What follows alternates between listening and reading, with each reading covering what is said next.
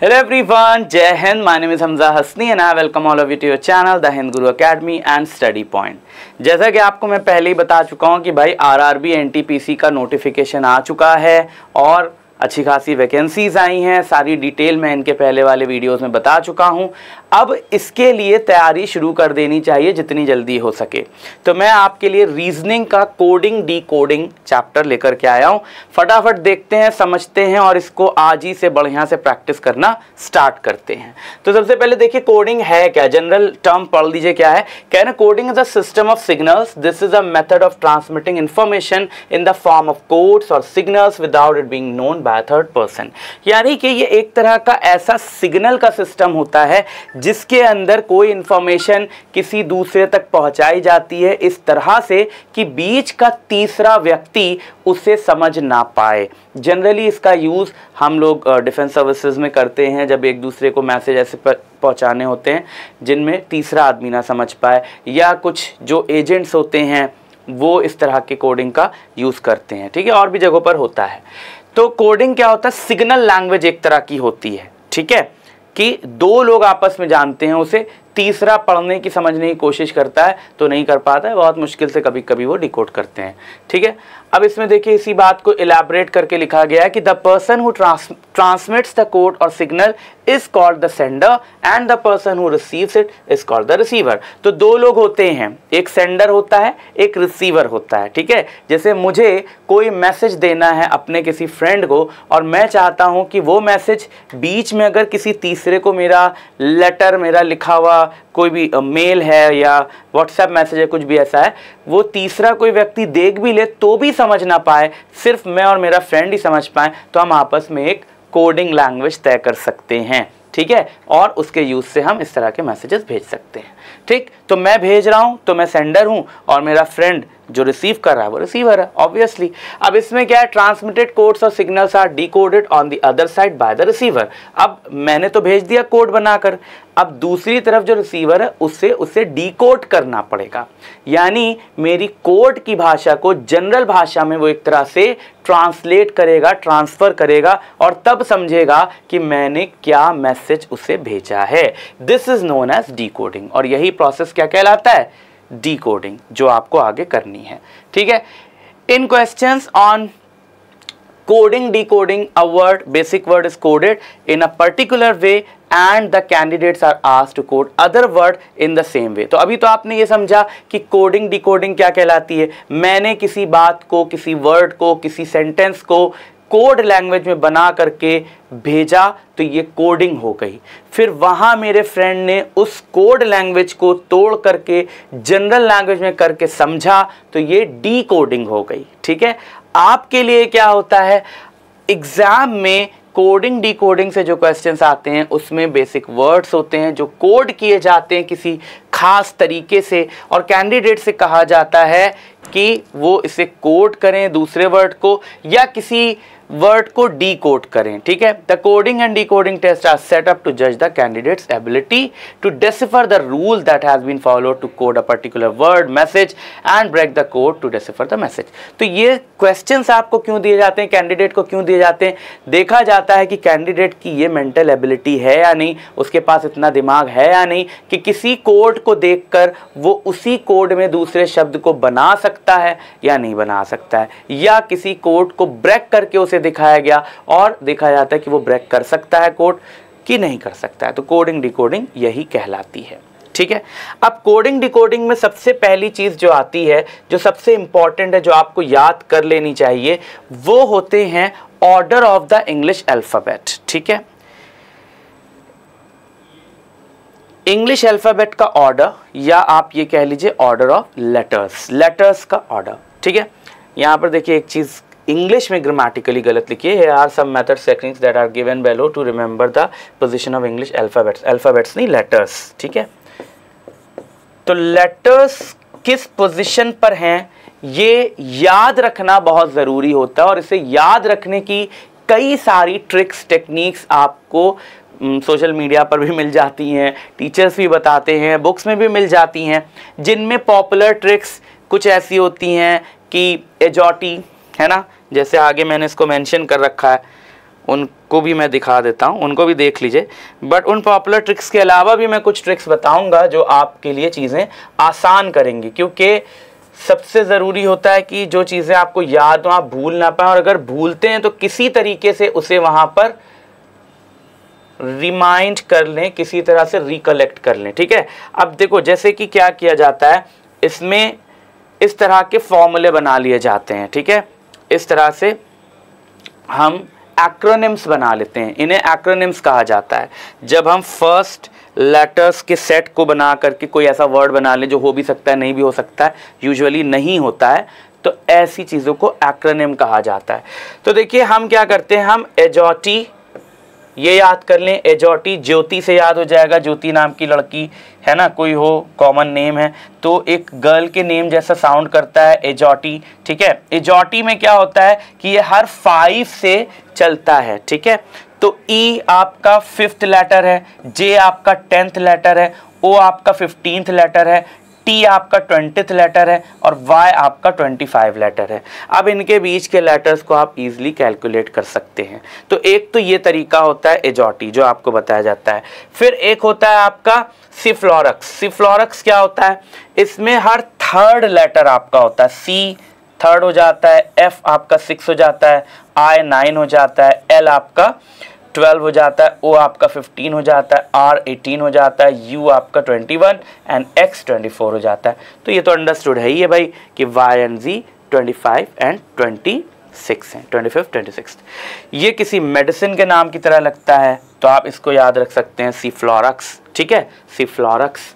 ठीक, तो सिफ्लोरक्स या एजॉटी ये टेक्निक्स बहुत कॉमन है और जनरली आपको जितने भी टीचर्स रीजनिंग में कोडिंग डिकोडिंग पढ़ाते हैं वो एक बार ये तो ज़रूर बताते होंगे। ठीक है, तो सिफ्लोरक्स एंड एजॉटी आप याद रख सकते हैं, जिसमें आप 3 के टेबल्स में लेकर के चलते हैं नंबर सिफ्लोरक्स में, और एजॉटी में 5 के टेबल से लेकर के चलते हैं। फिर एक चीज़ और है जिससे आप सीख सकते हैं, जिसमें 4 के टेबल से लेकर के चल सकते हैं, जो जनरली बुक्स वगैरह में आपको नहीं मिलती है, वो भी आप एक टेक्निक याद कर सकते हैं। देखिए ये सब चीज़ें सिर्फ याद करने पर है कि हमें सिफ्लोरक्स एजॉटी आसानी से याद हो जा रहा है ना, हम कर सकते हैं, इससे हम नंबर्स देख सकते हैं। ऐसे तो आप और भी वर्ड्स बना सकते हैं, आप 4 के टेबल में भी लेकर चल सकते हैं, जिसमें कि आपको क्या मिल जाएगा, आपको मिलेगा डी एच फिर एल फिर पी टी। ठीक है, और फिर एक्स ये मिल जाएगा। तो इसको आप याद रख सकते हैं इस तरह से, ढोल पीट ना, एक्स मतलब ना। ठीक है, तो ये सब आप अपने याद रखने के लिए कुछ भी इस तरह से बना सकते हैं चीज़ें। ठीक है, DHL से आप कर लीजिए ढोल, PT से कर लीजिए पीठ, और X मतलब X कट के जैसा होता है ना, तो मत पीठ, ढोल पीट ना। ठीक, तो ऐसे करके आप 4 के टेबल में याद रख सकते हैं। तो 3 के टेबल में याद हो गया सिफ्लोरक्स, 4 के टेबल में याद हो गया, ठीक है, 5 के टेबल में याद हो गया एजॉटी। ऐसे करके अगर आप याद कर लें तो आपके लिए देखिए कितना आसान हो जाता है। ठीक है,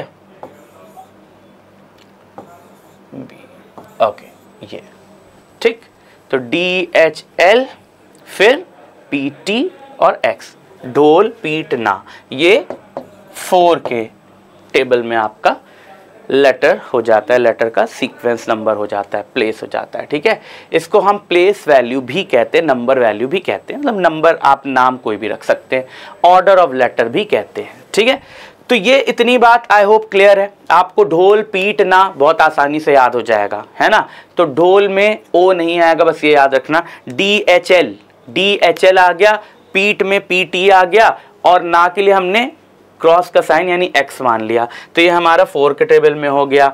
ठीक है, सिफ्लोरक्स अगर याद है तो सिफ्लोरक्स 3 के टेबल में चल जाता है। ठीक है, फिर अगर आपका हो गया एजॉटी तो 5 के टेबल में हो गया। इतना याद हो गया तो नंबर आपको वैसे भी याद हो जाएंगे।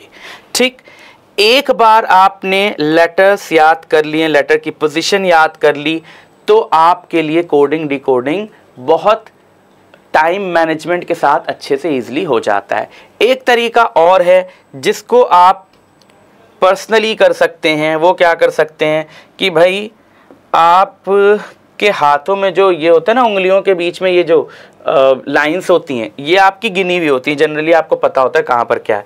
तो आप क्या करो कि जैसे मान लो ये आपका हाथ है, ठीक है, मेरी आर्ट पर मत जाना, आप मान लो ये आपका हाथ है, ठीक है, ऐसे करके थोड़ा सा ये यहाँ के ये अंगूठा हो गया है, ये ऐसे मान लो आपका हाथ है। तो अब ये आपका हाथ है ना, अब यहाँ पर हर उंगली पर आपके ऐसे 3 लाइन होती है ना, अगर 3 पार्ट्स हो जाते हैं, ऐसे कर लो अगर देखो तो, है ना, ऐसे करके, ठीक है, ऐसे करके होता है ना। तो आप शुरू में जब प्रैक्टिस कर रहे हो तब आप इनमें लिख लो। जैसे आपको पता है ना, जैसे मेरा ये हाथ है तो मुझे ऐसे, अगर मैं ऐसे देखूंगा ना तो मुझे पता है ना, अगर मैं ऐसे देख रहा हूँ देखो तो मुझे पता होता है कि ये फर्स्ट है, ये सेकंड, ये थर्ड, फोर्थ, फिफ्थ हमारा गिना हुआ होता है, ठीक है। तो इसमें आप लिख लो ABCDEF ऐसे करके लाइन से लिख लो आप, ठीक है। आप इसको लिखो और एक बात और, एक कोशिश ये करो कि 13 ही तक लिखो, ठीक है। तो 13 तक आप ऐसे करके लिखो, अंगूठे को एक ही मानो, तो वो आपको एक तरह से याद होएगा। फिर बाकी के 13 दूसरे हाथ में लिख लो, 13 में डिवाइड कर सकते हैं, 26 होते हैं। तो आप लिख करके शुरू की प्रैक्टिस कर सकते हैं, जिससे कि आपको याद हो जाएगा। एक तरीका ये भी है कि आप इस तरह का चार्ट बना करके अपने सामने कहीं ऐसी जगह लगा लो जहां आपकी रोज रोज नजर पड़ती हो, तो आपको ये नंबर, ये सीक्वेंस याद हो जाए, ठीक है। बात समझ में आई? ये तो बात हो गई फॉरवर्ड ऑर्डर की, ठीक है। ये बात किसकी हो गई भाई? फॉरवर्ड ऑर्डर की। फॉरवर्ड ऑर्डर के लिए 3 ट्रिक्स मैंने आपको दी, 3 चीजें बताई। 2 तो बहुत कॉमन है ना? कौन कौन सी कॉमन है? सी फ्लोरक्स और एजोटी, ये दोनों कॉमन है। तीसरा मैंने आपको बताया ढोल पीटना, ठीक है। ये 4 के उसमें हो गई। इतना याद कर लेंगे तो आप ऑर्डर नहीं भूलेंगे। अब ये तो फॉरवर्ड ऑर्डर पोजीशन के लिए, फॉरवर्ड के लिए, किसके लिए था भाई? फॉरवर्ड के लिए। अब रिवर्स के लिए क्या होगा? बैकवर्ड के लिए क्या होगा? आपने फॉरवर्ड याद कर लिया, अब क्या आपको बैकवर्ड भी याद करना है? अगर लगता है कि फॉरवर्ड याद करेंगे और फिर बैकवर्ड याद करेंगे तो भूलेंगे, कंफ्यूज्ड होंगे, तो मत याद करिए। याद कर सकते हैं तो बहुत अच्छी बात है, नहीं याद कर सकते हैं तो एक आसान तरीका यह है कि फॉरवर्ड पोजीशन याद है, 27 लिखिए। 27 में से जिसकी जो फॉरवर्ड पोजीशन है उसको माइनस कर दीजिए, जो आंसर आए वो उसकी बैकवर्ड ऑर्डर पोजीशन है, रिवर्स पोजीशन है, ठीक है। जैसे मान लीजिए 27 में, मान लीजिए मुझे P की रिवर्स पोजीशन जाननी है, ठीक है। P की मुझे फॉरवर्ड ऑर्डर पोजीशन पता है 16 है, तो 27 में से मैंने 16 माइनस कर दिया, क्या आ गया भाई? 11, ठीक है। तो 11 आ गया, ये क्या हो गया? ये हो गया हमारा 16 क्या था भाई? 16 इसका फॉरवर्ड ऑर्डर था, तो 11 क्या हो गया? इसका बैकवर्ड हो गया, ठीक है। तो अगर आपको फॉरवर्ड ऑर्डर पता है तो बैकवर्ड ऑर्डर आप बिल्कुल आसानी से निकाल सकते हैं। कैसे? 27 में से फॉरवर्ड माइनस कर दीजिए।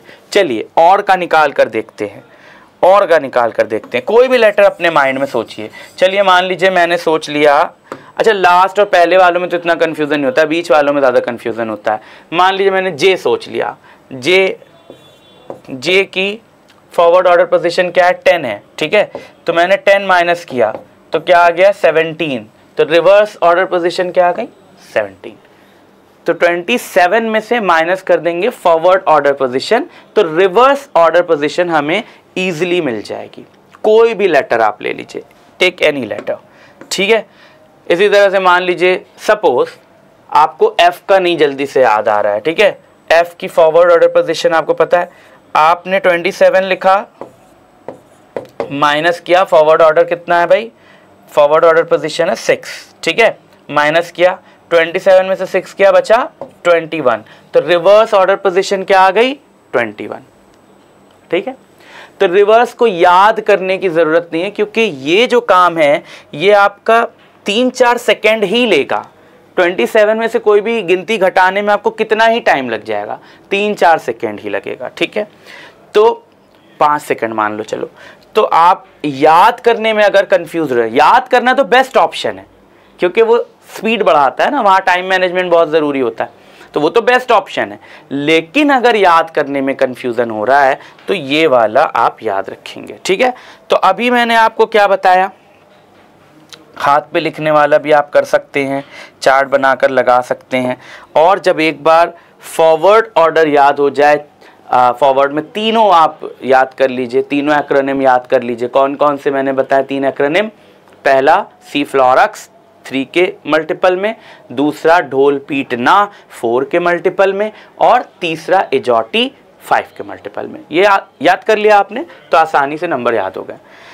अब अभी मैंने आपको बैकवर्ड के लिए क्या बताया था, रिवर्स जिसे कह सकते हैं, बैकवर्ड कह सकते हैं, है ना, नाम कोई भी है, बैकवर्ड हो रिवर्स हो, ठीक है, मतलब सबका एक ही है, उल्टा अगर कर रहे हैं तो।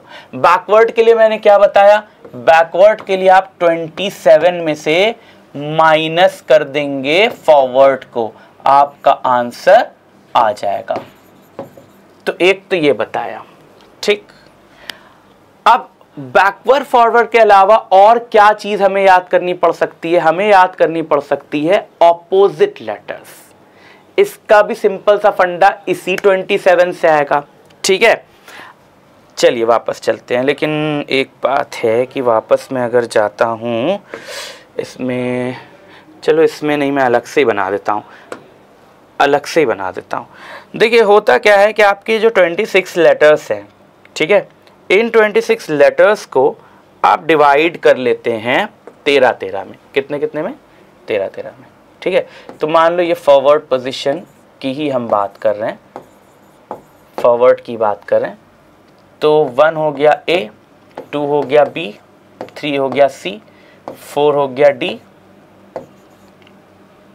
E, F, G, H, जगह कम पड़ जाएगी, इसको और चलो अभी मैं अरेंज कर देता हूँ, H, I, J, K, ठीक है। थोड़ा सा अरेंज कर देता हूँ, ठीक, ओके। L, M, तो ये 13 हम ऐसे ले लेते हैं, ठीक। इनके ऑपोजिट लेटर्स को हमें कैसे करना होगा, ऑपोजिट लेटर से भी कोडिंग डिकोडिंग होती है। तो 13 का हमने एक ग्रुप बना लिया और 13 का हमने दूसरा ग्रुप बना लिया, ठीक है। तो M हो गया, अब यहाँ पर हम लिखते हैं N O P Q R S T U V W X Y Z, ठीक है, Z को Z भी बोल सकते हैं। तो अब ये हो गया 14th, 15th, 16th, 17th, 18th, 19th, 20th, 21st, 22nd, 23rd, 24th, 25th and 26th, ये हो गए, ठीक है। अब मान लीजिए आपसे आपकी कोडिंग ऐसे हुई है कि वो H का ऑपोजिट लेटर मांग रहा है आपसे, ढूंढ रहा है आपसे, ठीक है। अब H का ऑपोजिट लेटर U है, ऐसे तो आपको याद हो सकता है, आप कुछ अपने लिए बना भी सकते हैं, सॉरी, H का ऑपोजिट लेटर आपको बनाना है, ठीक है। अब देखिए इसको ऐसे नहीं, U नहीं है, अभी यहाँ पर मैंने ऐसे लिख दिया खाली नीचे, this is not the thing. आपको क्या करना है, आपको मान लीजिए H का ऑपोजिट लेटर लेना है, क्या है अभी नहीं पता आपको, ठीक है। कुछ चीजें होती है जिससे हम बना लेते हैं, जैसे A to Z, A का ऑपोजिट Z है, B का ऑपोजिट Y है, बी वाई, बाय, बाय से याद कर लेते हैं कि बाय याद कर लिया तो B का ऑपोजिट बाय हो गया। C का X है, कुछ अपनी तरफ से दिमाग लगा लिया, क्रैक्स, X याद कर लिया, है ना। D का W है तो DW, कुछ मतलब ऐसे लॉजिक करके आप याद कर सकते हैं, वर्ड्स बना सकते हैं, ठीक है। फिर E का जो है V हो जाता है, EV, इलेक्ट्रिक व्हीकल, ऐसे करके याद कर लेते हैं, है ना। तो ये कुछ आप लॉजिक्स लगाते हैं, ठीक। लेकिन इसके अलावा, लॉजिक्स के अलावा क्या है, लॉजिक पर तो हम बात कर ही सकते हैं, लेकिन अगर हमें ऑपोजिट लेटर ढूंढना है तो इसका एक तरीका ये है कि आप यही 27 यूज करो। 27 कैसे यूज करो, आपने आपको ढूंढना है मान लो सी का ऑपोजिट लेटर, ठीक है। 27 में से सी की जो प्लेस वैल्यू है वो माइनस कर दो, ठीक। क्या आया? 24 आया, ठीक है। अब जो 24th नंबर का लेटर है वही सी का ऑपोजिट है, ठीक है। तो 27 नंबर आपका कैसे कैसे काम आ रहा है? बैकवर्ड से फॉरवर्ड, यानी इसके लिए भी आ रहा है काम और ऑपोजिट के लिए भी काम आ रहा है, ठीक है। बात समझ में आ रही? फॉरवर्ड से बैकवर्ड के लिए भी काम आ रहा है और ऑपोजिट के लिए भी काम आ रहा है। फॉरवर्ड से बैकवर्ड कैसे काम आ रहा है वो मैं पहले बता चुका हूं, ठीक है। ऑपोजिट के लिए कैसे काम आ रहा है? जिस लेटर का ऑपोजिट ढूंढना है 27 में से उस लेटर की प्लेस वैल्यू माइनस कर दीजिए, जो आंसर आए उस प्लेस का जो लेटर है वो इसका ऑपोजिट हो जाएगा। क्लियर है? बात समझ में आ रही? इसको मैं और अच्छी तरह से लिख देता हूं आपके लिए। ये वाला तो क्लियर था, है ना? इसको ऊपर कर लेते हैं।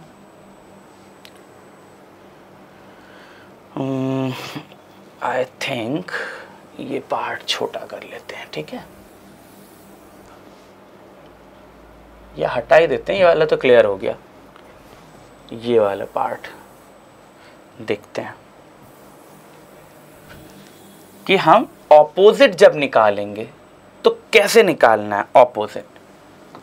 ऑपोजिट कैसे निकालना है, ठीक है।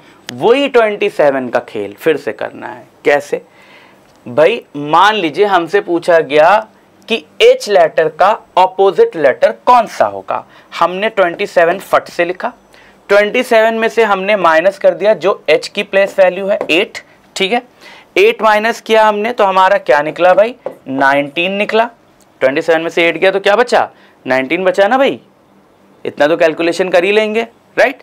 तो 19 आया। अब 19 नंबर पर जो लेटर है वो H का ऑपोजिट लेटर है, ठीक है। आगे बात समझ में? तो क्या क्या चीजें सीखा हमने यहां पर? एकदम बेस से पढ़ा रहा हूं। क्या क्या चीजें सीखा? सबसे पहले तो हमने सीखा कि जब हमें ऑर्डर याद करना है इंग्लिश लेटर्स का तो पहला तरीका तो ये है कि हम एक्रोनिम्स याद कर लें। कौन कौन से एक्रोनिम? पहला है सिफ्लोरक्स, सी के बाद कुछ नहीं है, फिलोरक्स, ठीक है। तो सी, जस्ट अ मिनट, CFILORUX, सी फ्लोरक्स याद कर लिया 3 के मल्टीपल में। दूसरा क्या करा? ढोल पीटना 4 के मल्टीपल में, DHL, ढोल, ठीक है, पीटना, तो 4 के मल्टीपल में याद कर लिया। 5 के मल्टीपल में याद करना है एजॉटी, AEJOTY,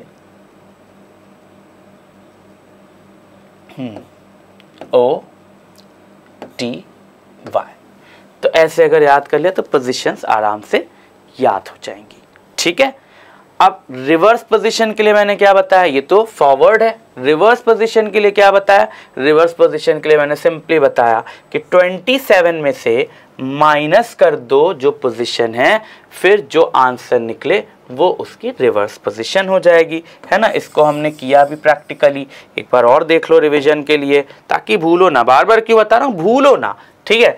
मान लो हमें निकालना है n की रिवर्स पोजीशन, तो 27 लिया, माइनस किया, n की फॉरवर्ड पोजीशन क्या है? 14, आंसर आया 13, तो n की रिवर्स पोजीशन क्या हो गई? ये n की फॉरवर्ड पोजीशन थी ना, तो n की रिवर्स पोजीशन क्या हो गई? n की रिवर्स पोजीशन हो गई 13, है ना। आगे बात समझ में? ऐसे निकालना है। तो एक तो रिवर्स पोजीशन निकालने का तरीका हो गया कि 27 में से माइनस करो, फॉरवर्ड पोजीशन, रिवर्स पोजीशन आ जाएगी। दूसरा ऑपोजिट निकालने का तरीका क्या हुआ? ऑपोजिट निकालने का तरीका ये हुआ कि 27 में से माइनस करो उसकी पोजीशन, जो भी लेटर है, लेटर की फॉरवर्ड पोजीशन को माइनस करो 27 में से, तो जो यहां पर नंबर आएगा वो होगा ऑपोजिट लेटर, ठीक है। आप पूरा पूरा लिखना चाहो तो लिख लेना, ठीक। बात समझ में आ गई? तो ये 3 तरीके आप अगर याद कर लेते हैं तो कोडिंग डिकोडिंग में आपको बहुत मदद मिलने वाली है। ठीक, चलिए आगे बढ़ते हैं। अब देखिए इसमें कई सारी टेक्निक्स, कई सारी ट्रिक्स आपको तमाम बुक्स में मिल जाती हैं, यहाँ पर भी कई सारी चीज़ें हैं। तो पहले तो आपको मैंने ये बता ही दिया, सी फ्लोरक्स और एजॉटी ये सब बता दिया है ना। इससे देखिए इलस्ट्रेशन भी दिया गया है ना, पोजीशन से। इसमें नंबर से क्वेश्चंस भी बन जाते हैं, देखिए किस तरह से क्वेश्चंस बनते हैं उसको भी दे दिया गया है। हम आगे और भी क्वेश्चंस भी प्रैक्टिस करेंगे, पहले यहाँ पर देखते चलें कि इनका यूज़ कैसे हुआ। ये सी फ्लोरक्स, ढोल पीटना, एजॉटी, ये सब कैसे यूज़ हो रहे हैं। ठीक है, 27 से माइनस जो किया उसका खेल कैसे चल रहा है, इसको देख लेते हैं। तो इधर उधर मत देखिएगा, जो दिखा रहा हूँ जिस समय सिर्फ उसी को देखिएगा उस समय। हाँ जी, इस पे आ जाते हैं हम।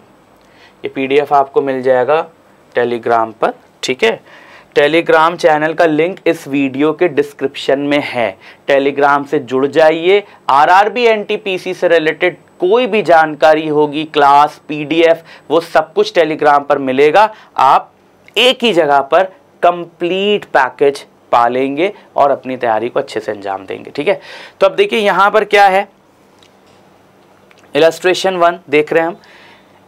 कह रहे हैं if CUP is equal to 40 then KIT is equal to what. ठीक है, चलिए समझ लिया भाई, CUP को अगर हम 40 मान रहे हैं तो KITE क्या है। सॉल्यूशन दिया हुआ यहाँ पर साफ साफ, हमने यहाँ पर पोजीशंस निकाल ली हैं। ठीक है, पोजीशन निकाल ली, C की पोजीशन 3 है। भाई आप कैसे पोजीशन निकाल लो, आप कह सर यहाँ तो लिखा हुआ है, हम कैसे याद रखें। तो अभी वही तो बताया है कैसे याद रखना है। सी फ्लोरक्स याद है, सी फ्लोरक्स है, याद है ना।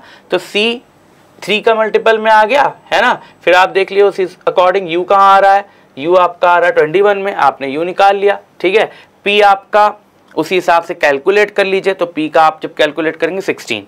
तो ये सारी चीज़ें आप याद कर लेंगे तो आसानी से कैलकुलेट हो जाएगा। तो पोजीशन क्या है, 3, C की 3, ठीक है, U की 21 और P की 16, ये फॉरवर्ड पोजीशन है। इन तीनों को प्लस कर दिया तो आ गया 40। तो ये कह रहे ना कि CUP अगर 40 है तो KITE क्या होगा, तो हम KITE की पोजीशन देख लें। तो K की पोजीशन होती है 11, देखो यहाँ लिखा भी होगा, ये है। ठीक है, तो K की 11 हो गई, I की 9 हो गई, T की 20 हो गई और E की 5 हो गई। ठीक, तो ये पोजीशन हो गई। अब इन सबको हमने प्लस कर दिया, आंसर आया 45। तो इसका आंसर क्या हो गया, D। तो इस तरह से इलस्ट्रेशन आप देखेंगे तो आपको बहुत आसानी से समझ में आ जाएगा। अभी हम बहुत सारे क्वेश्चंस भी करेंगे, डोंट वरी। ठीक है, अभी बेसिक आप तैयार करो, पहले समझ लो क्या बताया जा रहा है, पोजीशन से क्या कैसे करना है। ओके, चलिए अब इधर आ जाते हैं। अच्छा, हर बार एक ही जैसा क्वेश्चन नहीं होगा, ये भी समझ लीजिए, है ना, अलग अलग तरह से क्वेश्चंस हो सकता है। अब देखिए ये इन्होंने रिवर्स के लिए आपको एक बताया है कि रिवर्स का याद करने का भी ये तरीका है, VQLB से याद कर लीजिए, है ना, और XUROLIFC से याद कर लीजिए। तो इतना सारे एक्रोनिम आपके माइंड में मुझे नहीं लगता रहने वाले। तो आपको अगर रिवर्स निकालना है तो वही आप सिंपल सा तरीका कर सकते हैं। क्या, आप सिंपली 27 में से माइनस कर दीजिए उसकी फॉरवर्ड पोजीशन। हाँ, लेकिन उसके लिए फॉरवर्ड पोजीशन याद होना ज़रूरी है, नहीं याद है तो आप गड़बड़ करेंगे ही करेंगे। ठीक है, तो अब यहाँ पर इलस्ट्रेशन आया, ठीक है। और आपको कोई बताएगा नहीं कि कोडिंग फॉरवर्ड पोजीशन से की गई है कि बैकवर्ड पोजीशन से, ये आपको समझना पड़ेगा। अब जैसे यहाँ पर देखो, कह रहे हैं if BAG is equal to 7 then VICE is equal to what. समझना पड़ेगा भाई, 71 है ये। अगर हम फॉरवर्ड पोजीशन से प्लस करके देख लें तो 2, 1 एंड G का भी आप कैलकुलेट कर, मतलब 71 नहीं हो सकता ऑल इन ऑल। ठीक है, इसी तरह से माइनस भी करेंगे तो 71 कहीं से नहीं आ सकता। तो इसका मतलब हमें ये दिमाग लगाना है कि ये रिवर्स पोजीशन से बनाया गया है। ठीक है, रिवर्स पोजीशन आपको अगर निकालनी है, आपको पता है, आप आसानी से वही कर सकते हैं। 27 माइनस 2 किया इज इक्वल टू 25, बी की रिवर्स पोजीशन 25, ए की पोजीशन 26, है ना, ऐसे करके आपने निकाल लिया। ठीक है, जी की पोजीशन आपने 27 माइनस 7 इक्वल 20 ऐसे करके निकाल लिया।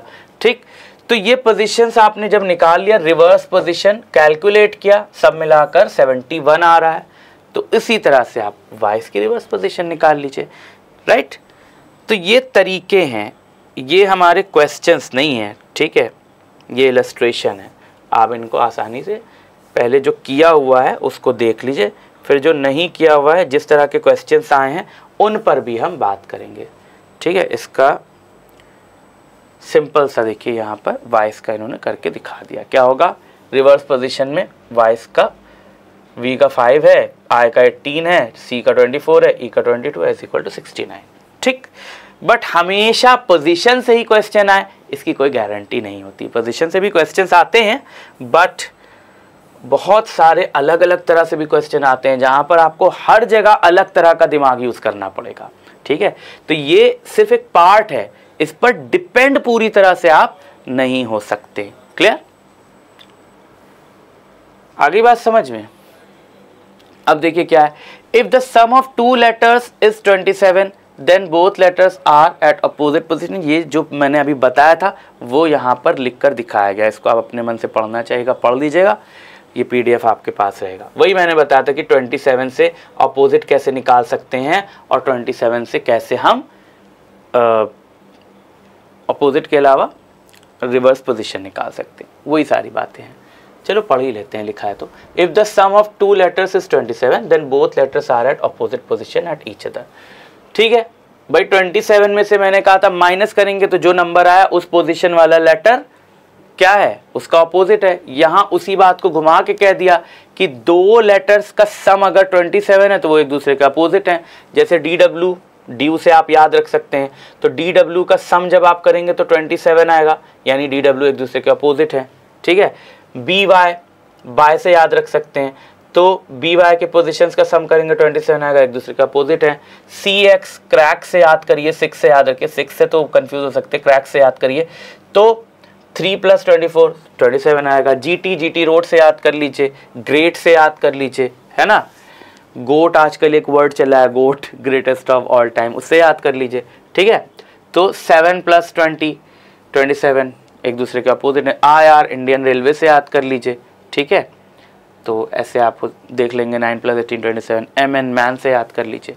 ठीक, तो ये आप अपोजिट कैसे होगा, जब दोनों का सम 27 होगा, या 27 में से एक को माइनस कर लीजिए, जो नंबर बचा उस पोजीशन पे जो दूसरा लेटर है वो उसका अपोजिट है ना। ये सब तरीके हैं, सिंपल। इलस्ट्रेशन 4 देख रहे हैं, कह रहे हैं in a certain code lake is written as OZPV, how will back be in that same code. ठीक है, चलिए क्या कह रहे हैं भाई, किसी कोड में हमने लेक को लिखा है OZPV, तो बैक को उसी में क्या लिखेंगे, अब हम समझते हैं। देखिए हमें पता है कि लेक में L हमारा फर्स्ट आ रहा है जिसकी पोजीशन है 12। 27 में से माइनस करिए 12। एक तो ये तरीका भी अपना सकते हैं, एक ऐसे भी कर सकते हैं कि 27 में से माइनस करिए 12, कितना बचा 15।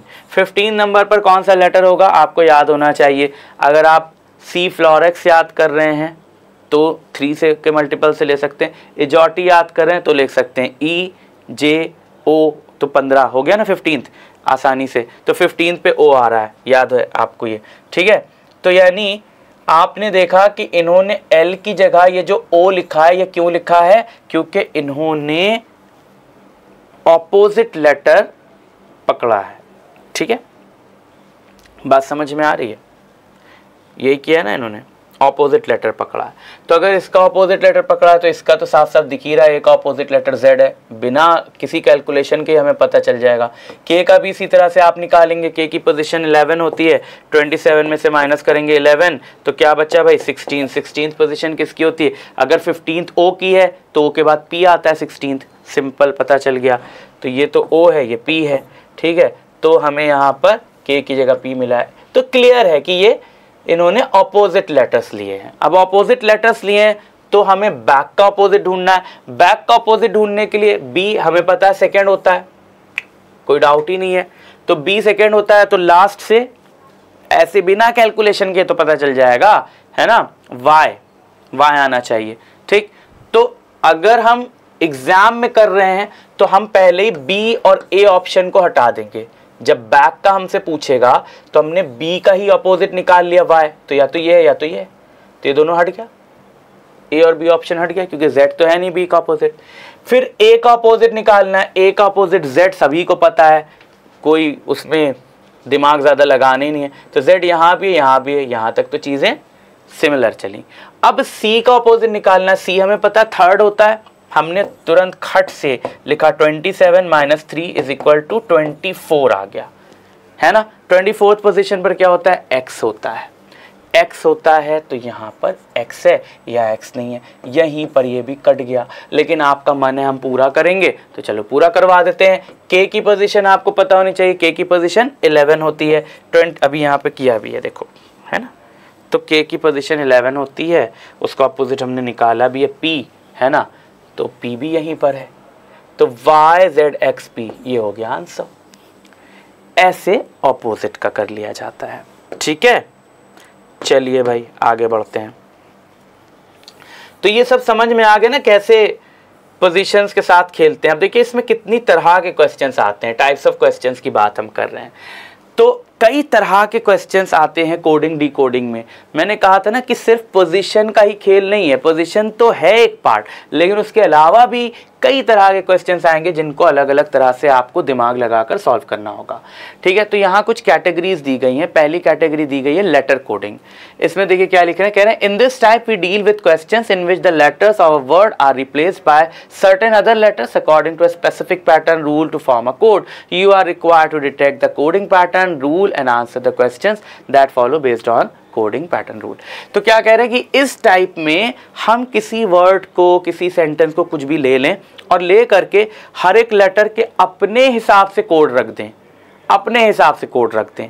कोई भी तरीका कर सकते हैं, अपने हिसाब से कोड रख दें, आपको पहचानना होगा कि किसके लिए क्या कोडिंग की गई है और उसी के अकॉर्डिंग आगे उस पैटर्न को क्रैक करके आगे की चीज़ें ढूंढ करके आंसर देना है, ठीक है।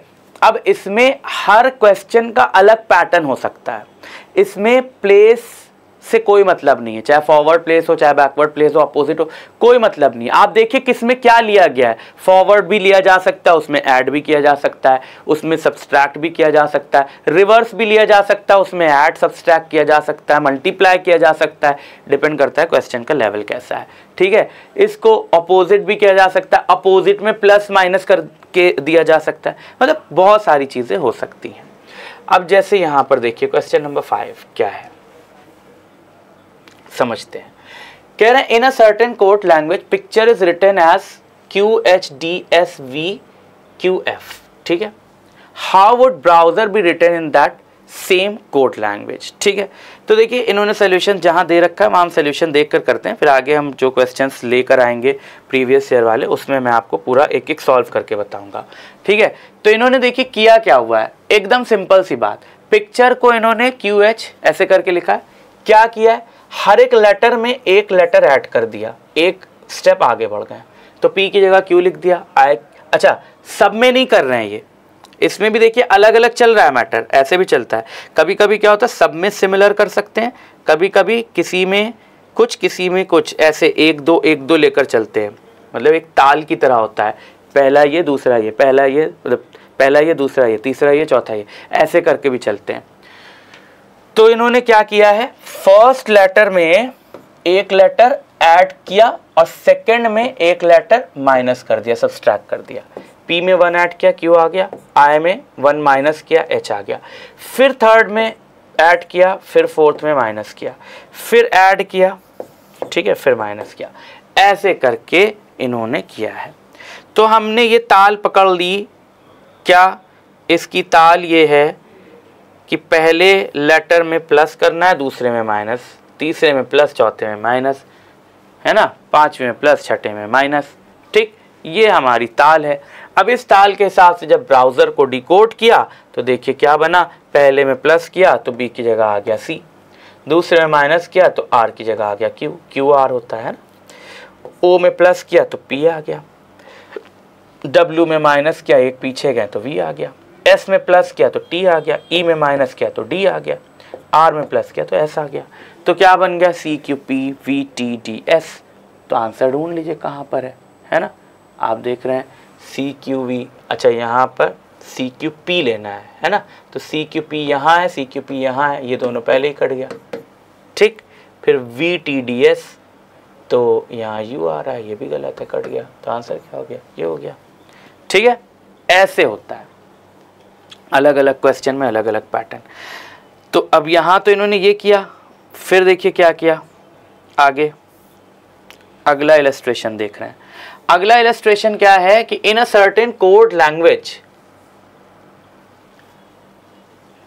ITNIETAM is code for intimate, ठीक है। देखो ये एक वर्ड है इंटीमेट, उसके लिए ये कोड है।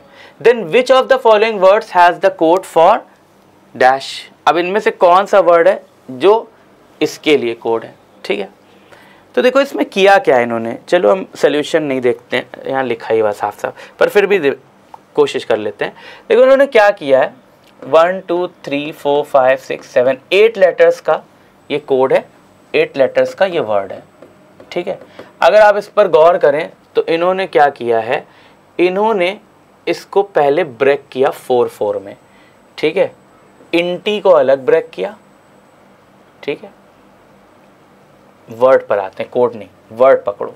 इंटी को अलग ब्रेक किया है ना, और मेट को अलग ब्रेक किया। ब्रेक करने के बाद इन्होंने क्या किया, इन्होंने इनको आधे आधे को रिवर्स में लिख दिया है। इसको रिवर्स में लिखा तो कैसे लिखा, आई लिखा, टी लिखा, एन लिखा, फिर आई लिखा, जो कि यहाँ दिख रहा है। और मेट को रिवर्स में लिखा तो क्या लिखा, ई लिखा, टी लिखा, ए लिखा, एम लिखा, जो कि यहाँ दिख रहा है। यही किया इन्होंने। चलिए यहाँ पर भी हम आधे आधे में तोड़ लेते हैं, 1 2 3 4 5 6 7 8 9 10 11 12। अब ये 12 लेटर्स का वर्ड है, तो ये 6 में टूटेगा, है ना। तो 1 2 3 4 5 6 में ये तोड़ दिया, फिर बाकी का 6 ये है, ठीक। रिवर्स करके लिख लो, तो इसको जब रिवर्स करके लिखा तो INV, एक मिनट, INVERT,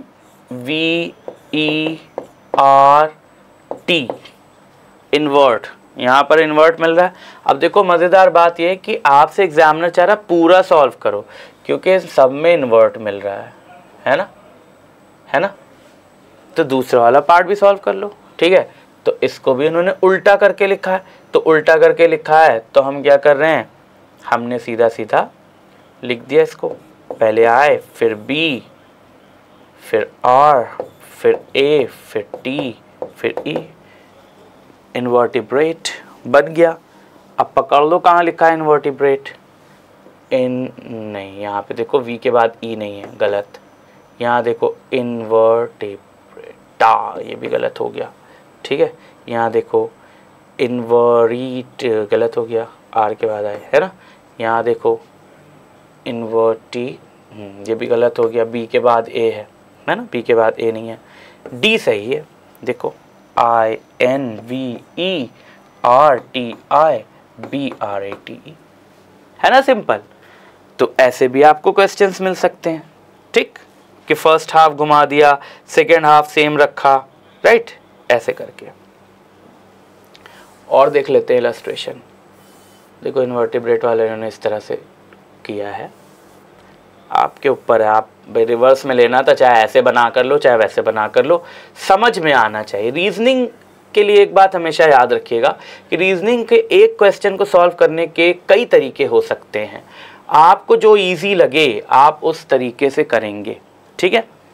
अब देखिए यहाँ पर नेक्स्ट इलस्ट्रेशन क्या है, in a certain code language give is written as VIEG and over is written as EVRO, how will disk be written in that same code, ठीक है, समझ में आ गया। अब देखो इन्होंने क्या किया है, कह रहे हैं GIVE is written as VIGE, okay. देखो यहाँ पर जो सोल्यूशन दिया हो सकता है ये आपको समझ में नहीं आया, बहुत ज़्यादा तीर कमान इन्होंने बना दिया है, पर हम इसको थोड़ा सा अच्छे से समझने की कोशिश करते हैं। 1 2 3 4 लेटर्स हैं, ठीक है।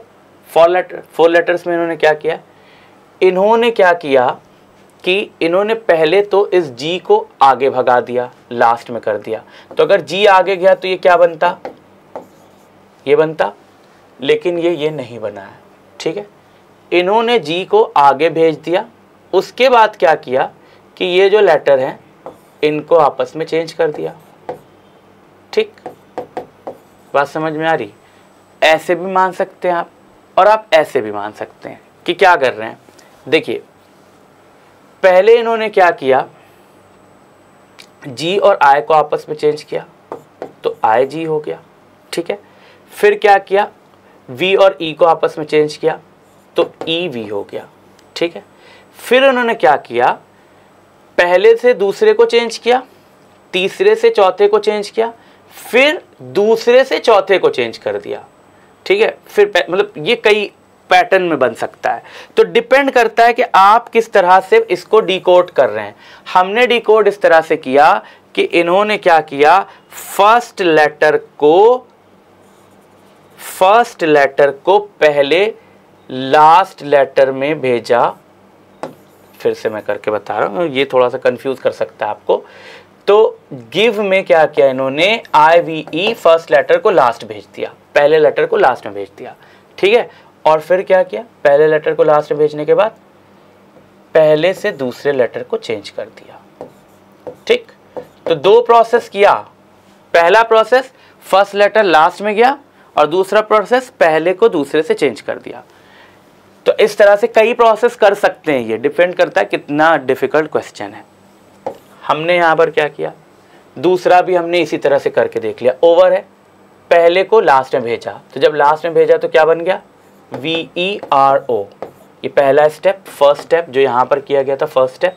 सेकेंड स्टेप क्या किया इन्होंने, पहले से दूसरे को चेंज कर दिया तो बन गया EVRO। यही कर रहे हैं। तो ये ओवरऑल बार बार कर क्या रहे हैं, पहले लेटर को लास्ट में भेज रहे हैं, फिर जो यहाँ पर बच रहा है, पहला दूसरा जो बन रहा है उसे आपस में एक्सचेंज कर दे रहे हैं। ठीक है, हम यही स्टेप डिस्क के साथ कर लेते हैं। डिस्क के साथ इन्होंने क्या किया, क्या करते हैं हम डिस्क के साथ, पहले को लास्ट में भेज देते हैं तो ISK हो गया, ये D लास्ट में आ गया। ये पहला स्टेप, फर्स्ट स्टेप हो गया। दूसरा स्टेप क्या करना है, इन दोनों को आपस में चेंज कर देना है तो SIKD। तो आंसर क्या होना चाहिए हमारा, D, SIKD। ठीक है, तो इस तरह से भी ये चेंज करते हैं। कई बार 2 स्टेप में चेंज होता है, कई बार एक ही स्टेप में चेंज होता है, कई बार क्या करते हैं कि 3-4 स्टेप्स में भी चेंज कर देते हैं। डिपेंड करता है किस लेवल का, बट आप जिस लेवल की तैयारी कर रहे हैं उसमें बहुत ज़्यादा स्टेप्स में चेंजेस आने के चांसेस कम होते हैं। हम आगे प्रीवियस ईयर के क्वेश्चंस देखेंगे तो हमें समझ में आ जाएगा। ठीक है, तो ये बात आई होप समझ में आ गई। ये वाला भी पैटर्न देख लिया आपने। रीजनिंग के लिए मैंने क्या बोला कि एक एक क्वेश्चन को करने के कई तरीके हो सकते हैं, डिपेंड करता है कि आप कौन सा तरीका यूज़ कर रहे हैं और कम टाइम में आपसे हो जाए। ठीक है, ये हो गया था, ये वाला हो गया था। Okay, just a moment.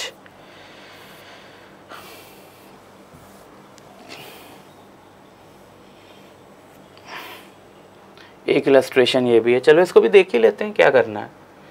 In a certain code language bat is written as YZG, how will sick be written. यहाँ पर इन्होंने क्या किया, ऑपोजिट कर दिया। देखो, जैसे ही तुम्हें B और Y कहीं दिखे, A और Z कहीं दिखे, तो तुम वैसे भी तुम्हारा माइंड क्लिक कर लेना चाहिए, बोलना चाहिए। आपका माइंड उसी वक्त आपको जवाब दे कि भाई ये तो अपोजिट वाला हो गया, रिवर्स वाला हो गया। इतना ज़्यादा याद होना चाहिए रिवर्स का। और BY और AZ ये तो इतना आसान है कि फ़ौरन ही माइंड बोल देना चाहिए कि B की जगह Y आ रहा है, रिवर्स ले लिया, A की जगह Z आ रहा है, रिवर्स ले लिया। ठीक है, T की जगह G आ रहा है, रिवर्स ले लिया। करते रहेंगे तो रिवर्स याद भी हो जाएंगे आपको। ठीक, तो रिवर्स में है, सिक को कैसे लिखेंगे, रिवर्स करके देख लो। वही तरीका, सिक में S की पोजीशन आपको पता होनी चाहिए। ठीक है, S की पोजीशन अगर 19 है नहीं सॉरी, एक मिनट, ठीक है, ऐसे सिक, ओके नहीं एक मिनट रुको, how will sick be written in the same code. ठीक है, चलो रिवर्स ही चाहिए। ठीक है, तो रिवर्स चाहिए, वही कर लो भाई, 27 से माइनस वाला करके देख लो। S की पोजीशन अगर आपकी 19 है, 27 से 19 गया, बचा 8, तो 8 पोजीशन पर क्या आता है वो रख के देख लो। 8 पोजीशन पर आपका आता है H, ठीक है। H को वैसे भी आप याद कर सकते हो 8 से, 8 की तरह दिखता भी है ना ऐसे करके। चलो खैर, ये तो ट्रिक्स आप खुद ब खुद बनाते जाओगे। तो आपने देखा H आ रहा है तो ये पहले ही कट गया, है ना। अच्छा, ये नीचे पूरा सॉल्व है तो देख सकते हैं हम इससे, आप सॉल्व भी करोगे अपने से। अभी तो खाली देखते चल रहे हैं कि कैसे हो रहा है। ये वाला नहीं काटा था, D काटा था, क्योंकि इसमें शुरू में R है ना। ओके, तो ये पहले ही कट गया, बचे ये 4 ऑप्शन, रख के देख लेते हैं, ठीक है। I का अपोजिट क्या होगा, 27, आप माइनस करिए I की पोजीशन, 9 को माइनस किया, 18 बचा, 18 पे जो है वो होगा तो R हो गया। इस तरह से करके निकाल लिया आपने, ठीक है। तो क्या निकला, HRXP। C का अपोजिट X वैसे भी पकड़ लोगे आप, ठीक है। तो ऐसे भी आपको मिल जाएगा C, ठीक। तो पहले तो टाइम बचाने की कोशिश करिए, हर जगह कैलकुलेट नहीं करिए, जो आसान है पहले उनको पकड़ लीजिए। अब जैसे सिक में C की पोजीशन X आराम से पकड़ सकते थे, है ना, तो वही देख लेते थर्ड में कहाँ X है, कहीं नहीं है, सिर्फ इसी में थर्ड में X, ऐसे ही निकल जाता। तो ट्रिक पर ट्रिक अपनाना है टाइम बचाने के लिए, ठीक है। ऑपोजिट में भी आप सबसे पहले वो लेटर पकड़िए जिसका आपको अपोजिट एकदम इजीली याद हो, क्लिक कर जाए। तो हमें C का X, जैसे A का Z क्लिक कर जाता है, B का Y क्लिक कर जाता है, C का X क्लिक कर जाता है, तो उसको सबसे पहले पकड़िए। अब जैसे यहाँ पर आप देखिए SICK, सबसे पहले हमें C का क्लिक करेगा X, तो हम देख ले तीसरे नंबर पर X कहाँ है, तीसरे नंबर X यही है, मतलब यही आंसर होगा। बिना कैलकुलेट करे भी आंसर दे सकते हैं, बट हर जगह काम नहीं आएगा, ठीक है। इसलिए पूरी ट्रिक्स भी सीखना ज़रूरी है। ओके, चलिए, बहुत ज़्यादा लंबा लेक्चर तो नहीं हो रहा है, थोड़ी बहुत ट्रिक। चलिए, तो पहले अभी मैंने ये ट्रिक यहाँ तक बताई, आज यहाँ पर हम इसे एंड कर रहे हैं। इसके दूसरे टाइप, दूसरे तरीके जो हैं उन पर भी हम बात करेंगे, एंड ऑब्वियसली फिर हम प्रीवियस ईयर पेपर, प्रैक्टिस, ये सारी चीज़ें भी करेंगे ढेर सारी, ठीक है। तो आज के लिए इतना काफ़ी है, मिलते हैं नेक्स्ट लेक्चर में, तब तक के लिए बाय, जय हिंद।